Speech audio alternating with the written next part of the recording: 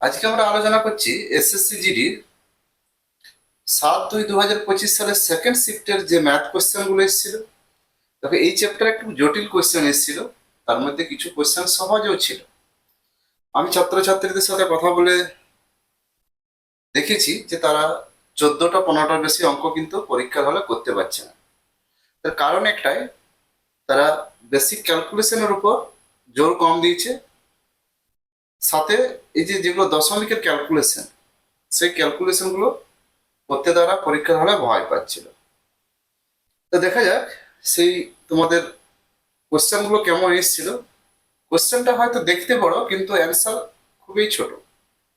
খুবই সুন্দর কয়েকটা কোশ্চেন দেখো এখানে আছে, আমারও ভালো লেগেছে কোশ্চেন গুলো। কোশ্চেন নাম্বার 1, একটি গ্রুপের 35 জন শিক্ষার্থীর গড় বয়স 15 বছর। যখন শিক্ষকের বয়স অন্তর্ভুক্ত করা হয়, তখন গ্রুপের গড় বয়স 1.2 বছর বৃদ্ধি পায়। তাহলে এখানে দেখো 35 জনের গড় বয়স কত আছে, 35 জনের গড় বয়স আছে 15 বছর। তাহলে শিক্ষকের বয়স হবে 15। তাহলে ওই দলে ঢুকতে গেলে শিক্ষক মহাশয়কে 15 বছর দিতে হচ্ছে, প্লাস আবার 1.25 করে 35 আর 36 জনের বয়সটা বেড়ে যাচ্ছে। 35 × 1.25 বছর। তাহলে দেখো এখানে 36, যেহেতু 35 জন শিক্ষার্থী আর একজন শিক্ষক, 36 জন। 4 9 36। তাহলে এখানে দেখো 4 9 36, 36কে যদি ভাঙি, আর 25 4 100, 4 1 4 5 থাকছে। তাহলে 5 9 45, তাহলে 15 প্লাস 45, শিক্ষক মহাশয়ের বয়স হয়ে যাচ্ছে 60 বছর। তো খুব সহজেই। পরের কোশ্চেনটা দেখো, আরো সুন্দর। কুশের কাছে 1224 টাকা আছে। তিনি অর্থরাশিটিকে তার ছেলে বীর আর নিতিনের মধ্যে ভাগ করে দেন। তাদের 4% বার্ষিক দেয় চক্রবৃদ্ধি সুদের হারে বিনিয়োগ করতে বলেন। যথাক্রমে 12 আর 13 বছর পরে বীর আর নিতিনকে একই পরিমাণ অর্থরাশি পেয়েছে। তাহলে কুশ নিতিনকে কতটা পরিমাণ দিয়েছে। এর যে বেসিক প্রসেসটা দেখো আমি আগের ভিডিও করে দিয়েছি। এখন আমরা সেগুলো শর্টকাট পদ্ধতি করব। তাহলে এখানে দেখো যার বয়সটা কম সে বেশি পাচ্ছে, তাহলে এদিকে বীর আর এখানে আসছে নিতিন। তাহলে নিতিন 100 হলে বীরের 104। ঠিক আছে, ক্যালকুলেশন করো। যেহেতু 4% বৃদ্ধি, 4 2 8, 4 6 24, 4 25 এখানে 26:25। তাহলে এদের আনুপাতিক সমষ্টি কত? 6 5 11, 51 একক। তাহলে এই 51 একক মানেই হচ্ছে টোটাল টাকাটা 1224। এর বেসিকটা কিন্তু আমি আগের ভিডিও বলেছি, সেই ভিডিওগুলো পরপর দেখবে, তাহলে তুমি বেসিকগুলো পেয়ে যাবে। আস্তে আস্তে তুমি নিজেই শর্টকাটে অভ্যস্ত হয়ে যাবে। এবারে দেখো 51 দিয়ে কাটাকাটি করো। 17 3 51। 1224কে 51 দিয়ে কাটলে তোমরা পাবে এখানে 24, 51 1224। তাহলে 1 একক যদি 24 হয়, তাহলে এখানে দেখো নিতিনকে বলেছে, নিতিনের 25 একক। তাহলে 25 একক সমান আসছে, 25 4 100, 4 6 24, মানে 600। দেখো গুণগুলো কিভাবে করছি, 24কে ভেঙে নিলাম, 4 6 24, আর 25 4 100, 600 টাকা। পরের কোশ্চেন, কোশ্চেন নাম্বার 3। দেখো খুব সুন্দর একটা কোশ্চেন। দেখো এই টাইপের কোশ্চেন গুলো খুবই সুন্দর এসছে তোমাদের এসএসসি জিডি 2025 সালে। একজন বিক্রেতা তার দোকানে নোটবুক কেনার ক্ষেত্রে 25টি কিনুন 5টি বিনামূল্যে পান, এরকম স্কিম আমরা মার্কেটে দেখি। তিনি দাবি করেন যে একটি নোটবুক তার কিনতে 10 টাকা খরচ হয়েছে, বাস্তবে তার 5 টাকা খরচ হয়েছে। তার লাভের হার আর স্কিমের ছাড়ের পার্থক্যটা কত? তাহলে এখানে দেখো তোমাকে 25টা কিনতে বলছে, 5টা তুমি 25টা কিনলে 5টা ছাড়। তার মানে তার যে ধার্য মূল্য আমরা যদি বলি 30টা ধার্য করা আছে, তা তোমাকে ছাড় দিচ্ছে কটা? 5টা। তাহলে ছাড় পার্সেন্টেজ ধার্য মূল্যের উপর হয়, 5/30 ইন্টু, এখানে 0 0 কাটো, এখানে 50/30% হচ্ছে। এবার টাকার ক্ষেত্রে কেমন, সে দেখো 30টা 5 টাকা করে, মানে 150 টাকা তার অরিজিনাল খরচ। কিন্তু দেখাচ্ছে 25 × 10, মানে 25টা তো দিচ্ছে, তো 10 টাকা করে সে 250 টাকা রোজগার করছে। তাহলে এখানে তার টাকাতে লাভ কত হচ্ছে? টাকায় লাভ হচ্ছে 100 টাকা, তার লাভ হচ্ছে। তো লাভ পার্সেন্টেজ কত? 100/150 × 100, শূন্য শূন্য কাটো, 5×3 = 15, 5×2 = 10। তাহলে এখানে তার টাকায় লাভ হচ্ছে 200/3%। ছাড় হচ্ছে 50/3, আর লাভ হচ্ছে 200/3। তাহলে এদের পার্থক্য আমরা বার করব। 200/3 মাইনাস 50/3, তাহলে এখানে আসছে দেখো 150/3, তার মানে আসছে 50%। পরের কোশ্চেন দেখো, এরকম কোশ্চেন, 340 মিটার আর 360 মিটার দৈর্ঘ্যের দুটি ট্রেন একই দিকে, তাহলে একই দিকে গেলে আপেক্ষিক গতিবেগ বিয়োগ। তাহলে এখানে আপেক্ষিক গতিবেগটাকে দেখে নিই, 80 আর 90, তাহলে 90/80 করবে। তার মানে 10 কিমি/ঘন্টা হচ্ছে তাদের আপেক্ষিক গতিবেগ। একই দিকে গেলে আপেক্ষিক গতিবেগ বিয়োগ, রিলেটিভ স্পিড। আর এই যে ডিস্টেন্সটা বা ট্রেন দুটোর টোটাল দৈর্ঘ্য কত আছে? 340 + 360, তার মানে এখানে আসছে ট্রেন দুটোর দৈর্ঘ্য আসছে 700 মিটার। তাহলে এই যে 10 কিমি/ঘন্টা, এটা মিটার/সেকেন্ডে ট্রান্সফার করলে 5/18 গুণ করবে, এত মিটার/সেকেন্ড।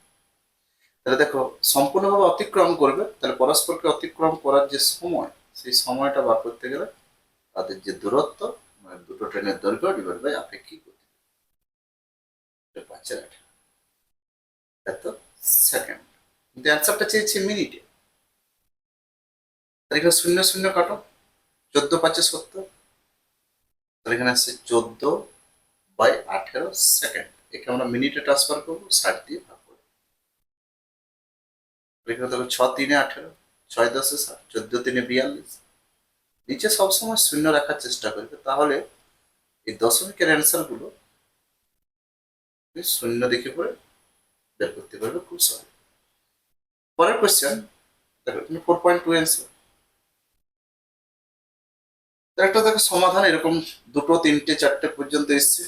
আগে ভাগের কাজ, 15×4 = 60, -60 কে -15 দিয়ে ভাগ করছে, সামনে মাইনাস, -9 -15×4 = 60, আর 6×3 = 18, -18। তাহলে এখানে দেখো 9×4 = 13, 13 আর 8 আসছে 31, 13 আর 18 আসছে 31, আনসার হয়ে গেল। পরের কোশ্চেন দেখো, খুব সুন্দর একটা কোশ্চেন। যদি রবির আয় রামের আয়ের থেকে 24% বেশি হয়, তাহলে রামের আয় রবির আয়ের থেকে কত শতাংশ কম? এই টাইপের অঙ্ক আজকে আমি শতকরা চ্যাপ্টারে করাচ্ছি মতো করে। তাহলে একদিকটা দেখো রবি, আর আসছে রাম। তাহলে রবির আয়টা রামের আয়ের থেকে 24% বেশি। তাহলে রাম যদি 100% হয়, তাহলে এর 124, 100 টাকা হলে 124 টাকা। তাহলে কত কম কত বেশি? 24 টাকা। 24 টাকা রবির বেশি। তাহলে শতকরা শতাংশ কত কম? তাহলে কম বলে বেশির সাপেক্ষে, কম বলে বেশির সাপেক্ষে, বেশি বলে কমের সাপেক্ষে শতকরা নির্ণয় করবো। আর যা শতকরা নির্ণয় করবো তার মানটা উপরে, যা সাপেক্ষে সে নিচে × 100। তাহলে এখানে ক্যালকুলেশন করো, 4×6 = 24, 4×3 = 12, তাহলে অ্যান্সার হয়ে গেল 600/31%। 600/31%। অপশন আজই তোমাদের ক্লাসে এগুলো করানো হচ্ছে। কোশ্চেন নাম্বার 7, চণ্ডীগড় থেকে অমৃতসর পর্যন্ত দূরত্ব 50 কিমি/ঘন্টা গতিতে 4.5 ঘন্টা অতিক্রম করা যায়। মোট দূরত্ব 30 মিনিট কম সময় অতিক্রম করতে হবে, গতিবেগ কত বাড়াতে? তাই এটা দেখো, গতিবেগের সাথে সময় যে ব্যস্ত সম্পর্ক, সেভাবেও তুমি করতে পারো। এছাড়াও তোমরা এখানে আগে দূরত্বটা বার করো। 50 কিমি/ঘন্টায় যদি 4.5 ঘন্টায় যায়, তাহলে এখানে দূরত্ব কত আসছে ক্যালকুলেশন করো, দশমিকের জন্য শূন্য কাটো, 225 কিমি। তাহলে এই 225 কিমিটা তোমাকে যেতে হবে 30 মিনিট কম সময়, মানে 30/60.5, মানে 4 ঘন্টায় যেতে। 30 মিনিট কম মানে 0.5 ঘন্টা। তখন তোমার গতিবেগটা কত আসবে? তখন গতিবেগ আসছে 225 ডিভাইড বাই 225 ডিভাইড বাই 4, 4×5 = 20, 4×6 = 24, 4 দুগুণে 8, 4 5 তখন গতিবেগ হয়ে যায় 56.25 কিলোমিটার। আগে গতিবেগ কত ছিল? 50। তাহলে এখানে দেখো তোমাকে গতিবেগ কতটা বাড়াতে হচ্ছে? 6.25 কিলোমিটার ঘন্টা গতিবেগ বৃদ্ধি করতে হচ্ছে। Option B. পরের কোশ্চেন নাম্বার 8। কোন বৃহত্তম সংখ্যাটির দ্বারা 943 1957কে ভাগ করলে ভাগশেষ হিসেবে 7 আর 1 পাওয়া যাবে? তা দেখো বৃহত্তম মানে হচ্ছে গসাগু, আর ভাগশেষ বিয়োগ, আগে ভাগশেষটা বিয়োগ করে নি। 1957 মাইনাস, তাহলে এখানে বিয়োগ করো, 936 আসছে, এটা বিয়োগ করলে 1956 আসছে। 936 আর 1956 মধ্যে গোসাগু করো, গোসাগু করে দেখো। তুমি প্রথমে 2 খাও, ছোট ছোট, 2 2 4 8, 2 6 12, আর 2 9 16, 9 2 18, 2 7 14, আর 2 9 16। তারপর আবার দেখো 2 খাচ্ছে, যেহেতু জোড় সংখ্যা আছে, 2 দিয়ে 4, 2 3 6, 2 4 8, 2 4 8, 2 8 16, 2 9। আবার দেখো 3 খাচ্ছে, 3 7 21, 3 8 24, 3 1 3, 3 6 18, 3 3 14। আর দেখো ভাগ করে যাচ্ছে, তাহলে আমার এখানে গসাগু মানে যে সংখ্যাগুলো প্রত্যেক সংখ্যাকে ভাগ করে তাদের গুণফলটা হচ্ছে গসাগু। তাহলে এখানে গসাগু হয়ে যাচ্ছে 3 4 12। অ্যান্সার হয়ে। পরের কোশ্চেন নাম্বার 9। বার্ষিক 5% 2 বছর একটি মূলধন থেকে প্রাপ্ত সরল সুদ 524 টাকা হলে মূলধনের পরিমাণ কত? তাহলে এখানে আসলটা বার করতে হবে। তাহলে দেখো পি সমান I into 100 divide by R into T, সূত্র অ্যাপ্লাই করো। তাহলে 524 টাকার উপর 524 টাকা সুদের উপর আমরা আসল বার করছি। তাহলে এখানে দেখো 5%, তাহলে 5 দুগুণে 10, একটা শূন্য কেটে গেল, তাহলে এমনিতেই 5240 টাকা অ্যান্সার। পরের কোশ্চেন নাম্বার 10। একটি শ্রেণীর 40 জন শিক্ষার্থীর গড় বয়স 12 বছর। শিক্ষকের বয়স অন্তর্ভুক্ত করা হলে পুরো শ্রেণীর গড় বয়স 13 বছর। 13 বছর।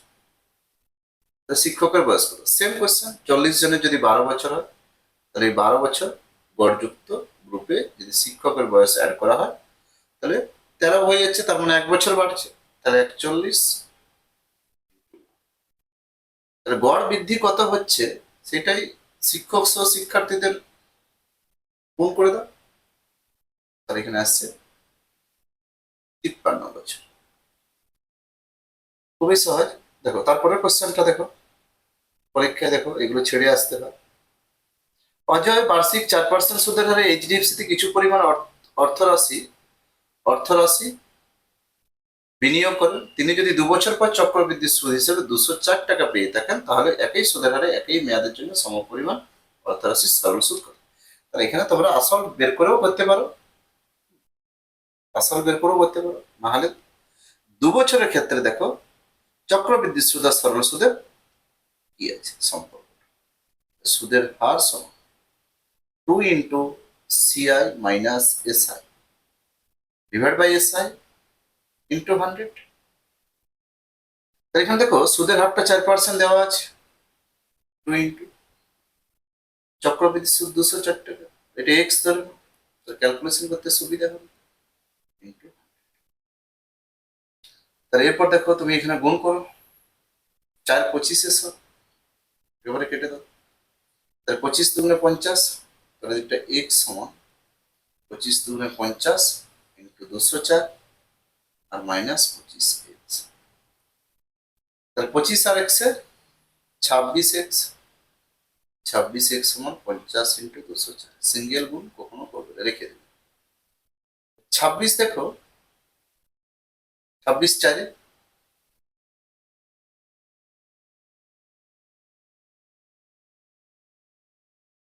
26, এটা 50 আসছে, 50 আসলে 51 আসছে, তাহলে 51 4 5 4 20, তাহলে এক্স এর ভ্যালুটা আসছে 200। তাহলে এখানে সরল সুদ হয়ে গেল 200। দেখো 25 দুগুণে 50, এখানে 50 গুণ হচ্ছে, এখানে 50 এক্স একটু ক্যালকুলেশনটা দেখে নেবে। কোশ্চেন নম্বর 12, পেট্রোলের দাম লিটার প্রতি 4% বেড়েছে, এর ব্যবহার কত শতাংশ কমালে পেট্রোল বাবদ খরচ মাত্র 19% বাড়বে? আজকে তোমাদের বলছিলাম যে এই টাইপের কোশ্চেন কিন্তু পরীক্ষায় এসেছে।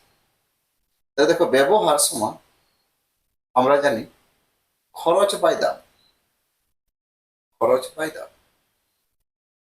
তাহলে আগে পূর্বে আর বর্তমানে ব্যবহারটা সম্পর্ক আমরা দেখে নিই। তাহলে পূর্বে দেখো, পেট্রোলের দাম 40% বেড়েছে। তাহলে পূর্বে 100 ছিল, খরচ 100 টাকা, হয়তো 100 টাকা দিয়ে কিনতে। এখন দামটা 40% বেড়েছে মানে 140 হয়েছে, আর খরচটা 19% বেড়েছে মানে 119। 100 কেটে গেল, 140:119। আগের তুলনায় ব্যবহারটা কতটা কমাতে হবে? এখানে কমাতে হচ্ছে 21 টাকা, 21-এ শতকরার হিসাবে কত? 21/140 × 100, শূন্য শূন্য কাটো, 7×3=21, 7×2=14, 2×50, 2×10, 2×5=10, 5×3=15%। এখানে তোমাকে ব্যবহারটা কমাতে হবে। কোশ্চেন নম্বর 13, যদি 18 আর 98 এর মধ্যে সমানুপাতিক 2a + 6 হয়, তাহলে এর মানটা কত?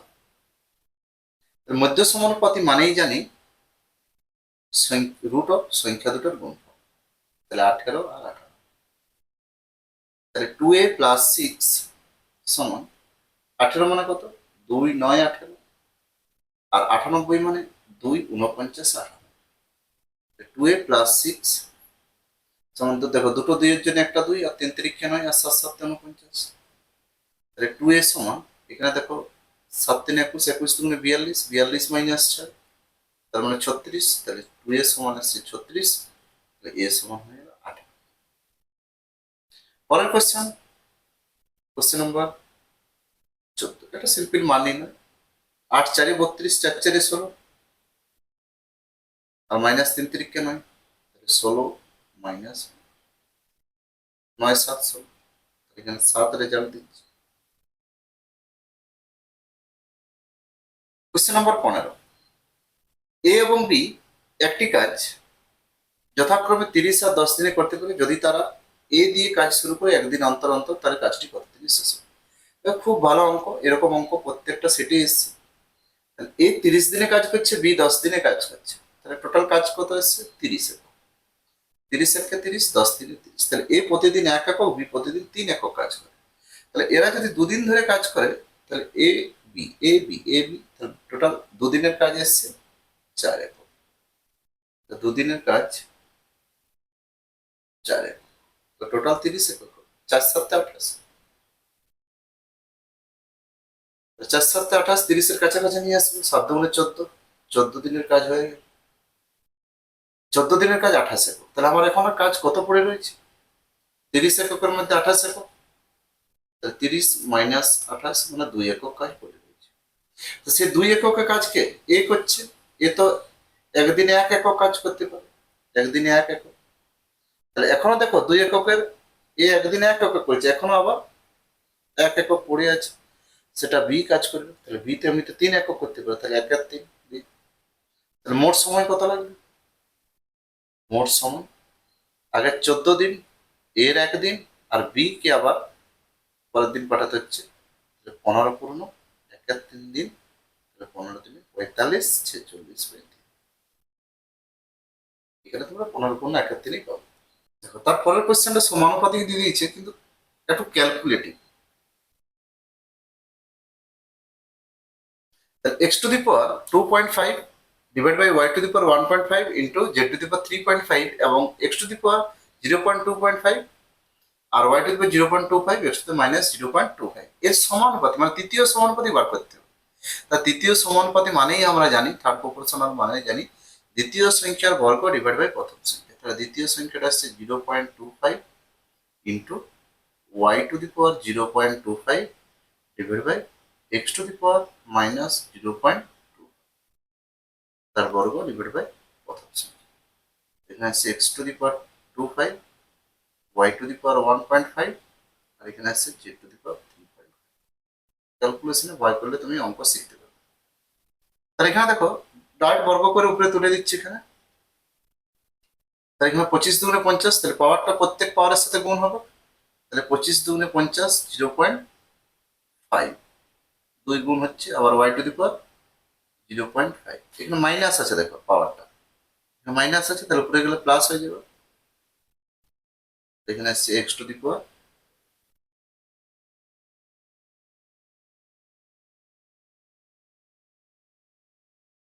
z ছিল, ঠিক আছে, এটা লেখা হয়েছে z ছিল, এখানে z টু দি পাওয়ার 0.5। আবার এই দেখো এই নিচে যেটা আছে y টু দি পাওয়ার 1.5, আবার নিচে পড়ে রয়েছে তোমার x টু দি পাওয়ার 2.5, আবার z টু দি পাওয়ার 3.5। এবার দেখো পাওয়ারে পাওয়ারে যোগ হয় একই বেস হলে, তাহলে এখানে x আর এখানে দেখো x আছে, তাহলে উপর নিচে করে দাও, তাহলে উপরে আছে আর নিচে এলে, তাহলে উপর থেকে নিচে এলে বিয়োগ হবে। আবার গুণের আকারে থাকলে ভাগের আকারে বিয়োগ, গুণের আকারে থাকলে যোগ আসবে। তাহলে এখানে দেখো y দিয়ে শুধুমাত্র y দিয়ে আছে, z দিয়ে আছে, তাহলে বিয়োগটা করো। তাহলে y to the power 0.5 plus 1.5, নিচে দেখো x to the power 2.5 minus 0.5 into z to the power 3.5 minus 0.5। এবার দেখো উপরটা যোগ হচ্ছে 2.5, আচ্ছা আর শুধু 5 5 10 মানে 2 আসছে, আর এখানে দেখো 0.5 বিয়োগ করলে এক্স স্কোয়ার, এখানে 0.5 বিয়োগ করলে জেড কিউব। এটাই আমার অ্যান্সার। একটু ক্যালকুলেটিভ, সময় সাপেক্ষ আর কিছু, কিন্তু সহজ। পরের কোশ্চেনটা দেখো আরো সুন্দর। কোশ্চেন নাম্বার 17, কোন বৃহত্তম সংখ্যা দ্বারা 1477 671 কে ভাগ করলে ভাগশেষ হিসেবে 0 আর 6 পাওয়া যায়? তাহলে এখানে দেখো 1477 মাইনাস 0 মানে 1477ই থাকবে, আর 671 মাইনাস 6 মানে 665। এদের গোসাও করে দাও, গোসাও দেখো 7 আসছে, 7 221 আর 7 95, তাহলে অ্যান্সার 7 হয়ে যাবে। তারপরের কোশ্চেনটা খুব সুন্দর একটা কোশ্চেন। একজন দোকানদার 520 টাকা একটি পণ্য কিনেছে, তাকে 20% লাভে বিক্রি করতে হবে। খুব সহজেই কোশ্চেন, 20% লাভ, তাহলে 120/100, ক্যালকুলেশন করো, অ্যান্সার হয়ে যাবে। 100 দুটো শূন্য, 12 দুগুণে 24, 12 পাঁচে 60, 624 টাকা। নেক্সট, একটি রম্বসের কর্ণগুলির দৈর্ঘ্য যথাক্রমে দেওয়া আছে 4 মিটার আর 6 মিটার। তাহলে রম্বসের ক্ষেত্রে রম্বসের ক্ষেত্রফল মানে হাফ ইন্টু কর্ণদ্বয়ের গুণফল d1 ইন্টু d2, তাহলে হাফ ইন্টু 4 ইন্টু 6, তাহলে 2 2 4, 6 দুগুণে 12 অ্যান্সার। পরের কোশ্চেন, শেষ কোশ্চেন দেখো। প্রমোদ, দেখো এই টাইপের কোশ্চেন এর আগে তোমরা পেয়েছো। 154টি চেয়ার বিক্রি করে 54টি চেয়ার সে বিক্রয় মূল্যের সময় লাভ করেছে। তাহলে 154 মাইনাস 54, তার মানে তার 100টা চেয়ার বিক্রি করে টাকা উঠে গেছে। তাহলে আমার 54টাই তার লাভ, 54 ডিভাইড বাই 100 ইন্টু 100, 100 সাপেক্ষে এটাই লাভ পার্সেন্ট, 54%। তোমরা ভিডিওটা ভালোভাবে দেখো, আগের ভিডিওগুলো দেখবে, আস্তে আস্তে যতটা শর্ট পদ্ধতিতে করানো যায় সেগুলো আমি করিয়ে দেবো কম সময়ের মধ্যে। 2026 সালে তোমরা এসএসসি জিডিতে অঙ্কে 20-20 তোমরা পেয়ে যাবে। কিভাবে কি করবে বা তার জন্য যে নোটসগুলো বানানো হচ্ছে তোমাদেরকে আমি ভিডিওর আকারে আবার পিডিএফ আকারে আমি হোয়াটসঅ্যাপে দিয়ে দেবো, গ্রুপ যেখানে আছে হোয়াটসঅ্যাপ গ্রুপের লিঙ্ক আমি এখানে কমেন্টে দিয়ে দিচ্ছি। তোমরা যারা আমাদের বাঁকুড়া জেলার বাইরে আছো তারা আমাদের গ্রুপে জয়েন করো, এখানে প্রচুর ছাত্রছাত্রী আছে যারা কোচিংয়ে না পড়লেও কিন্তু কোচিং থেকে বিভিন্ন নোটস। চলো আমি কাকাদের জন্য ভিডিও করছি, তুমি যাও, ডিস্টার্ব করবে না।